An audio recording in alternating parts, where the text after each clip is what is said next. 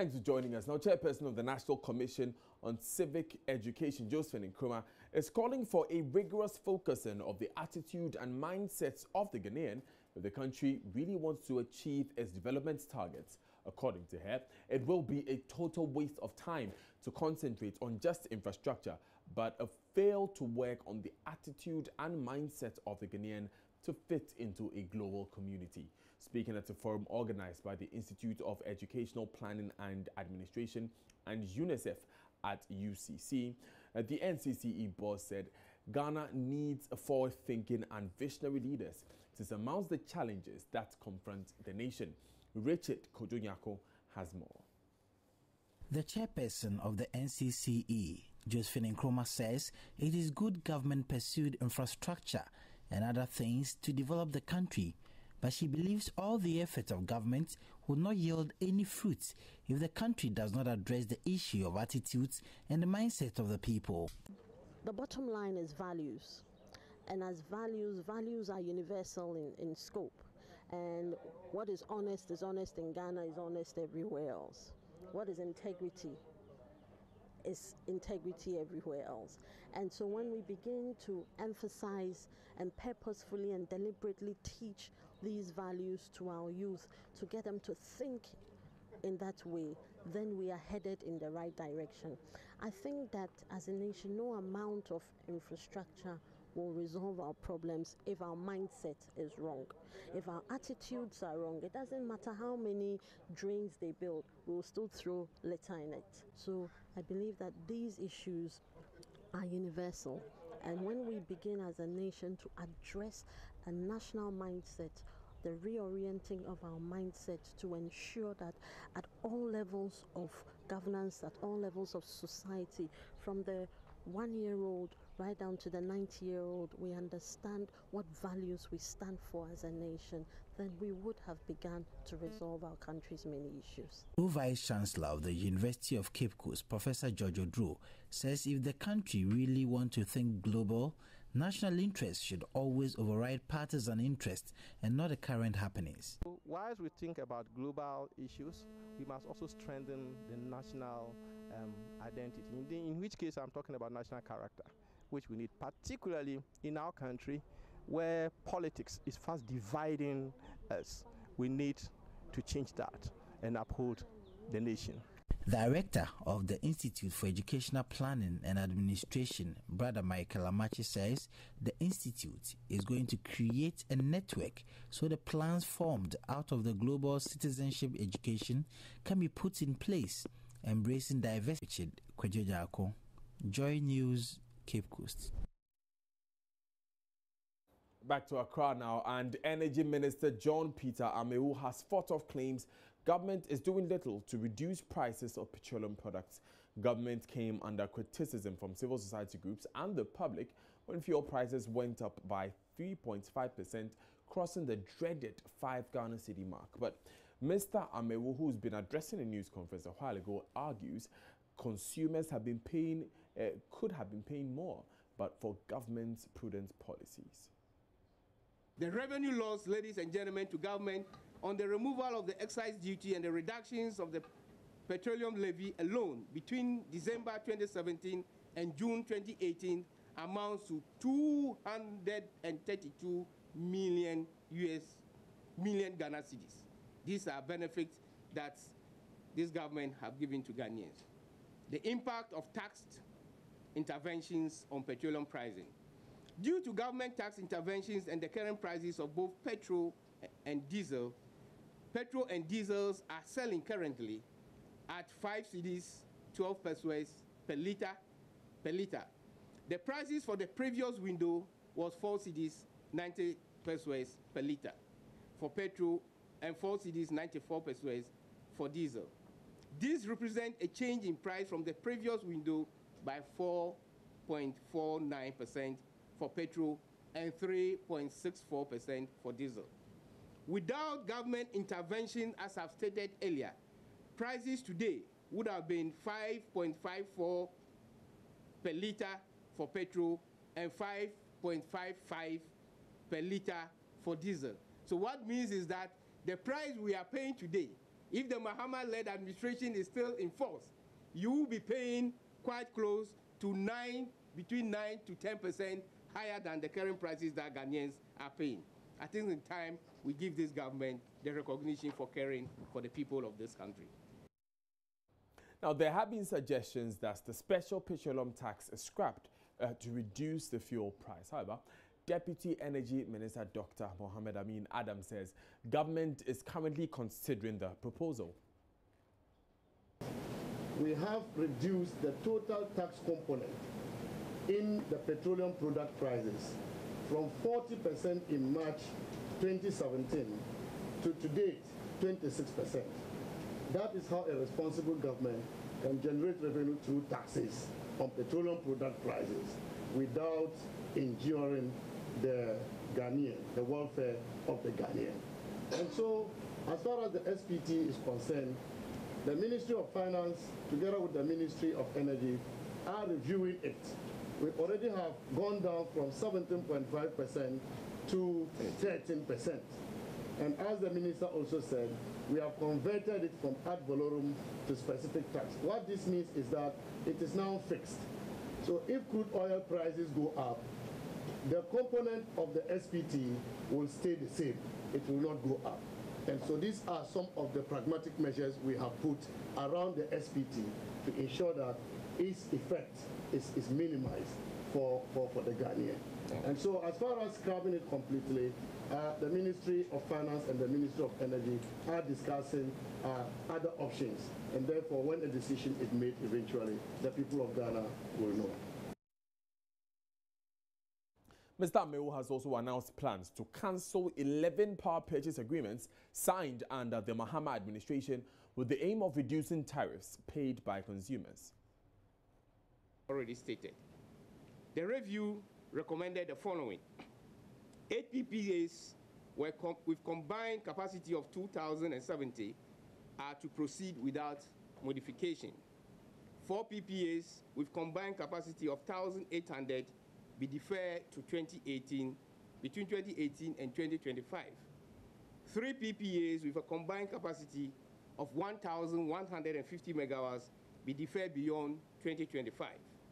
And 11 PPAs with a combined capacity of 2,800 megawatts be terminated. As a result of the review exercise, government stands to make significant savings from the deferment or the terminations of the review of the PPAs. The estimated cost for the terminations amounting to almost $402 million compared to an average annual capacity cost of $586 million each year, or a cumulative cost of $7.2 billion from 2018 to 2030. This yields an estimated savings of $6.8 billion over the 13-year period. Now, the career choice dilemma that confronts many children in Ghana mostly leaves them undecided and unable to achieve their potentials. But this is set to change in the Tema Manhia community as Car Powership Ghana Company Limited, as part of its corporate social responsibility, has introduced a mentorship program for pupils of Manhia TMA GHS 1 and 2. Speaking on the sidelines of the event, a communication specialist at the Car Powership Ghana Company Limited, Sandra Amakwe, believes the initiative will guide pupils in their career choice. Beryl Richter's report. Mentoring contributes significantly to the personal and social growth and development of pupils. In Ghana, many pupils complete basic schools without direction and guidance of career choice. Experts believe the situation partly accounts for graduate unemployment in the country. It is for this reason that Car Powership Ghana Company Limited, as part of its corporate social responsibility, has introduced a mentorship program for pupils in the Tema Manhia community. Corporate communication specialist for the company, Sandra Amakwe, is optimistic the initiative will positively influence the career choice of pupils. One of our major passions is education. We believe that education is a major tool that can change the world. So as part, we channel our investment into education. So this is one of our CSR projects we do in the community. We have paid bursary for about 100 students in the community schools, and this mentorship program is supposed to guide the students even as they begin the new academic year. Some beneficiaries of the scholarship package provided by CAPA shared the impact of the program. Today I've learned the guidelines that will guide me to achieve my career in future, and also I would love, when I grow, I will become a philanthropist to help people. I also learned that I should identify my weakness so that I work towards it. I want to become a teacher, and then it has motivated me that me becoming a teacher, I must learn very hard. I learned that before you choose a career, you have to have a mentor and also learn hard. Try to learn what you love to do, but you don't know how to do. Try to pursue it. Seek help from teachers. Let people who are around you help you so that you can develop your career choice in the future. Headmaster of Mahia TMS JHS1, Ransford Nunu, believes the program introduced by CAPA is a step in the right direction. Most of them have a problem with career choosing, so I believe this has come to enlighten them. Since the beginning of CAPA ship's operation in Ghana, the company has consistently supported the Tema Mahia community in the areas of community development and education. 60 pupils from the Mahia TMA JHS have so far benefited from the bursary package from the company. He was described by many as humble, affable, and respectful. The international scene celebrated him for having introduced a new level of forward thinking when it came to economic planning in Africa. This year marks exactly 10 years since Ghana lost Kojo Banredu, the country's finance minister, in the year 2008. In commemoration of his demise, the Ghana Institute of Public Policy Options, GIPO, is organizing his third memorial lectures this evening as the Ghana-India Kofi Annan ICT Center on the topic Protecting the Public Purse, Keeping the Gates Shut Before the Horse Bolts. Dr. Charles Rekubrobe is the Chief Policy Analyst at GIPO, and he tells us what to expect at today's lecture. As a matter of fact, I have got the lecture, but I wouldn't want to preempt. All I can say is that it's probably worth listening to, and everybody will go away with a lot of food for thought, and will circulate it widely. And he has got some very, very good ideas about how we can keep the gate shut before the horse moves. Who can be part?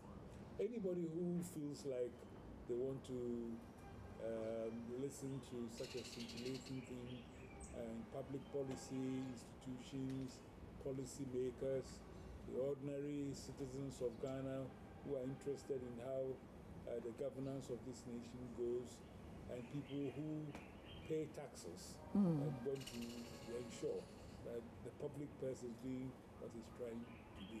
And of course, friends and relatives, relations of Kojo Banredu. It's interesting the time at which this lecture is coming and around the figure it's being held. I'm talking about Kojo Banredu. Everyone, as far as the economy is concerned, is complaining about hardship. There's been job losses, there's been increase in fuel prices. I mean, their complaints are so much. You think at the end of this lecture, people would have cause to believe in the economy or say that, okay, so we appreciate what is happening now, or things would have been better? No, I don't think that's the purpose of the lecture, because the speaker is the Auditor General, but he's not the Minister of Finance or the Economic Management team of the government. Still watching Joy News today with me, Daniel Daze. We'll take these important messages. We'll be right back.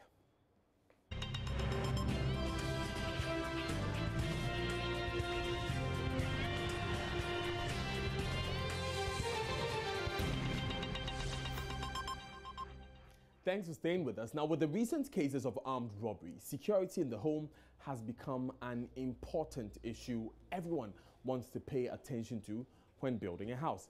As we get ready for the Joy News Western World Properties Habitats Fair this weekend, we asked the question, how are you ensuring that your home is secure so you don't become a victim of armed robbery? Ifwa Evans Shinwi has been exploring the subject. Armed robbery in Ghana has been a major problem over the years. People have lost relatives and properties through the cruel act of heartless criminals. Last Saturday, robbers broke into houses at Weija and made away with several valuables. These are the homes where the robberies happened. Shattered and confused, residents took turns to share their experiences with Joy News. We came back to the living room. He stood on one of the chairs and then saw somebody from the wall going through the next house. And so he said, see that guy going at the next house. And then I was like, every cromfo. When I go home, I found out that there's a table right behind you. The position has changed, so I asked the little boy how it happened, and he was like, he has no idea. So we opened the main door. We entered and we found out that my bedroom door was opened, then that of the little boy's room too was opened. So we entered and we found out that everything was gone. But fortunately, some of these can be prevented when you purchase quality doors and burglar-proof windows from some security lock companies at the Habitat Fair. Ebenezer Bediako-Kwabi is a security lock expert and has been speaking to Joy News on what to look out for when it comes to securing your home. A security door is made of a galvanized steel, which will not rust, which will not corrode. And it comes with a galvanized steel frame. It has 7 to 8 locking bolts, which locks around the door perimeter. It also comes with 5 sets of keys with a coded card, so that nobody can duplicate the key. Yeah, even with us, if you misplace the card, and we can't duplicate the key for you unless you come with a coded card, so we can duplicate the keys for you. And the door have something we call self-destructive mechanism. When somebody tries to enforce it, it seizes by itself, and you just need to call us to come and open or work on it for you. Mr. Kwabi says all security products will be available at the Joy News Habitat Fair at the Providence Event Center this weekend. We will not just sell the door to you like the way they sell in the shops in Cantonmanto or in the open market. No. Also, I can also talk about our security padlocks. Also, we have security padlocks. It's a very high quality padlock made with a very high quality metallic. Some is alloyed. We use alloyed and other materials like metal to fabricate it. Join us from Friday to Sunday at the Habitat Fair to get the necessary items you will need to secure your home. Ifwa Evans Chinri for Joy News. And the Joy News Western World Habitats Fair comes off at the Providence Event Center, Trade Fair La Accra, right next to Trade Fair here in Accra, from 8 a.m. each day, Friday, Saturday through Sunday. Join us there. Now, the Deputy Minister of Water and Sanitation, Patrick Boama, wants metropolitan, municipal and district assemblies to up their game in the fight against open defecation. He said it is unpleasant that 1 out of every 5 Ghanaians practice open defecation and charge district assemblies to do the work they receive their salaries for. Patrick Boama was speaking at the launch of a media coalition in partnership with the Coalition of NGOs in Water and Sanitation CONUAS on the menace of open defecation in Ghana. Selenam Ampo was at the launch and has filed the following report. More than 5 million Ghanaians practice open defecation, largely because of lack of toilet facilities and also because of bad attitude. The practice is not just shameful, but also exposes the public to numerous health risks. Unfortunately, bushes, fields and water bodies are used as open defecation grounds. The Deputy Minister of Water and Sanitation, Patrick Buama, who witnessed the launch of Media Coalition Against Open Defecation, was not too happy with the work of metropolitan, municipal and district assemblies and called on them to be proactive. You are paid at the end of the month to go around the communities to ensure that people comply with basic things. What money must you be given to go and undertake what you are being paid for at the end of the month? You work in Abekan, for example, my constituency. It's a walking distance to go around down south, Fadama and all the communities to ensure. Must you be given TNT? What other facilities do they need? I don't think there's any excuse in that regard. People must work because they are being paid to perform a certain task. Deputy Minister said in line with the National Sanitation Campaign, the ministry has trained an environmental task force to prosecute individuals who practice open defecation. The MMDAs, who are the actual implementers, who are the prosecutors, who are the officials, who are paid by us, by the people of Ghana, must do those functions or perform those functions that you mentioned. So we trained last year, I opened a seminar, we trained over 145 environmental health prosecutors at the African Radiant Hotel. We brought justices from the court who took them through all the laws governing sanitation and how to lead evidence before court when somebody falls foul of the law. So the ministry cannot go out there and be arresting. People have been trained. People are being paid to do that. The managing director of Multimedia, Santok Singh, describes the trend as alarming and pledged the support of multimedia towards fighting the cause. Something that what I say is that I'm glad to be part of this coalition, but it's not something new that we are going to do. We have been doing this advocacy for a long time, and we'll continue to do that. This open defecation. This is very alarming, and we have to stop that. Okay, of course we can blame the government for not building enough or not doing enough, not enforcing enough. But at the same time, I also want to force ourselves, that what are we doing as well to eradicate this problem? Like I said to the whole team Media Coalition, that we are committed in multimedia, that we will continue to do what we are doing, and we'll do it even more aggressively. So thank you.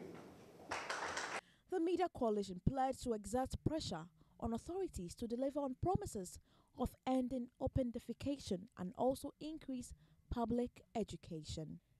Selinam Ampo for He spent most of his childhood days at the beach assisting fishermen at the shore to earn some money to feed himself. This was at the time his age mates were in class learning rhymes, alphabets and numbers.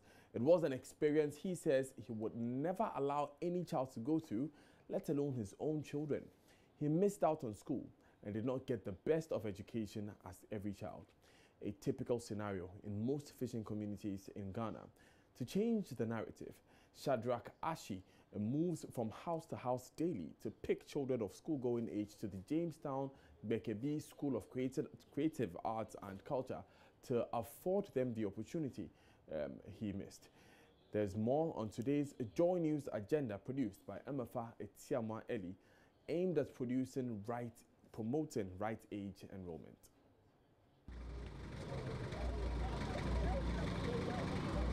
Nearly 500,000 children of school-going age here in Ghana are currently out of school. That's according to a recent study by UNICEF. Here in Jamestown, one of Accra's most popular fishing communities, education is not a priority of the people, but for those who appreciate education and will encourage early childhood education, it means that on a daily basis, they would have to move from house to house to organize these children to go to school. I tell you the story of Shadrach Ashi, who does this on a daily basis. Hello, Shadrach, how are you? Fine. Where are we going today? How are the children? Yeah. The story of Shadrach Ashi is similar to Joel's. Beyond that personal resolve of ensuring his children do not go through same experience, Shadrach is currently making a difference in the lives of the children in his community. Jamestown Bekebi School of Creative Arts and Culture is where Shadrach and another friend attract the children in this area for school. Good morning, class. Good morning, sir. Today we are going to learn the letter sounds. Everybody say letter sounds. Letter sounds. Shadrach grew up in this community. He said as a child, he spent most of his time loitering at the beach daily just to make ends meet. When I see them on the beach, I feel sad because sometimes ago, I was like them. The way I find myself before getting something to eat is very, very difficult for me. So I also don't want to allow them to also pass through that level. For him, no child should be allowed to waste his childhood out of the classroom. He never liked it, and that's his motivation to change the narrative. As you are seeing some of the fishermen around, some of them have gone to school before, but not all of them. So when they grow up, some of them don't do any work. Apart from the fishing, they don't have any work to do. So I also realized that let me also select some of or pick some of the children who are walking around the beach and train them so that they will become a better person in future. Right age enrollment has proven beneficial to children who went through that stage. It's our